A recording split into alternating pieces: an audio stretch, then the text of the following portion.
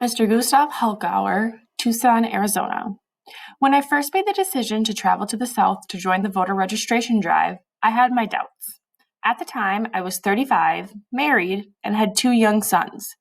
Violence against blacks and whites who were sympathetic to the civil rights movement was rampant. That means there was a lot of violence towards these people. However, with the understanding of my wife, I made the trip under the guise of the NAACP and arrived in Birmingham, Alabama on June 22nd, 1965.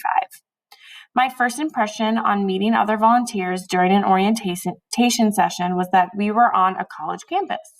Virtually all were youngsters in their late teens or early 20s from all over the country.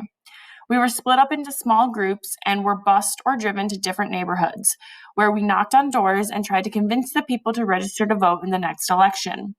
The goal of the voter registration drive was to enroll 100,000 new voters in Alabama, Mississippi, and South Carolina.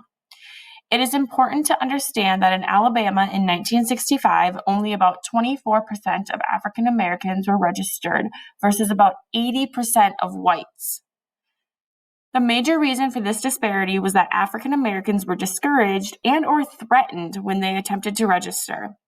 It was against this backdrop that they were trying to convince them to exercise their rights as citizens of the United States. The truth is that progress was slow, impediments many, and a danger a constant companion.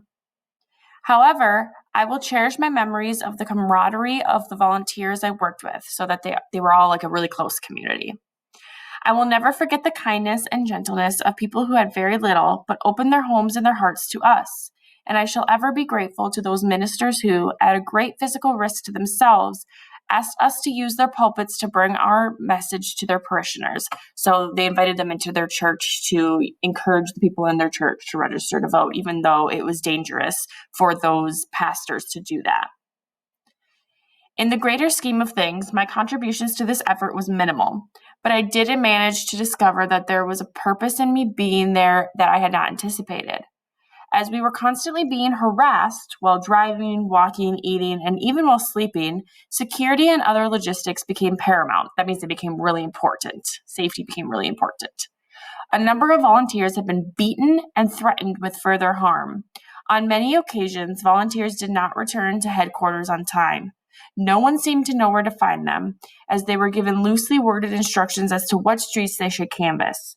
In some cases, they wandered off into other areas or simply got lost. I wrote a report that contained recommendations on security, job knowledge, field coverage, transportation for prospective voters, compliance with local customs, and a few other plan-ahead details. I was told that this material was put into a pamphlet form and subsequently used with new volunteers.